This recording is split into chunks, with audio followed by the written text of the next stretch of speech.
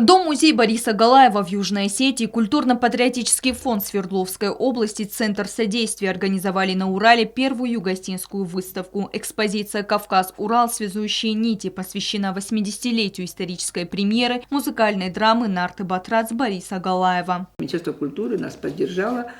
Кстати, письмо тоже надо и вам показать. Это письмо, где написано, что вот ваш проект к истории постановки этой великой «Нарты Батрац» получил поддержку Министерства культуры Свердловской области. И вот так этот проект получил поддержку, потому что повезти отсюда все это, приехать, подготовить, вот эти вот вещи, это столько работы. Ляна Гаглойта отметила, что в экспозиции представлены копии и оригиналы экспонатов Дома-музея Бориса Галаева. По словам Гаглойта, показ постановки «Нарты Батрац» является историческим событием. Какая сила была у этих людей, какая мощь. В 1942 году война, что все силы отдаются фронту, половина труппы ушла на фронт.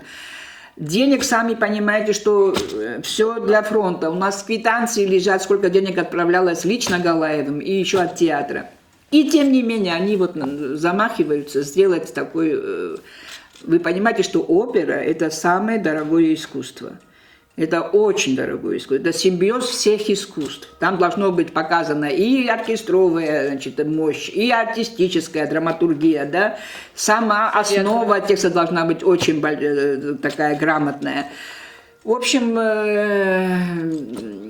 художественная сторона. И это все они смогли сделать. Экспонаты – это уцелевшие уникальные материалы Галаевского фонда, партитура оперы, партии оркестра, либретто, афиши, эскизы, фотосцен и участников действа, а также программа к грандиозному спектаклю, оформленная Махарбегом Тугановым, представлены в увеличенных копиях. Мы расширили выставку за счет того, что, во-первых, глубже дали, знаете, ареал постановки. Потому что мы же говорим о том, что это было поставлено, когда рядом был фашист. И мы вот эту вот обстановку Кавказской битвы, мы вот еще по ней дали материалы. Ну, чтобы как-то ощутимо было. И вы знаете, это сыграло роль, потому что вот все стали говорить: боже мой, так это же надо говорить об этом на уровне известных фактов о Шостаковиче. Да? Когда Шостакович писал, вы знаете, в осажденном Ленинграде 7-ю симфонию. И это все считают актом героизма и мужества, потому что мало написать, а еще исполнить.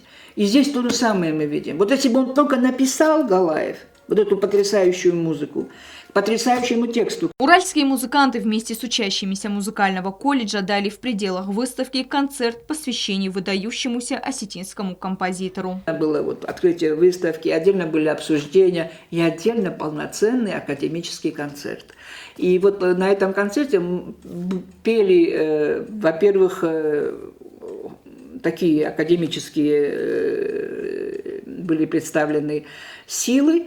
Это сам колледж, это Катерининский оркестр, это вокалисты, ведущие певцы оперного театра Екатеринбурга и оперного театра из Перми. Выставка стала важной вехой в развитии культурного диалога народов Осетии и Урала, а также в современной истории осетинской культуры и искусства, заключила директор Фонда культуры имени Аслангирея Галати.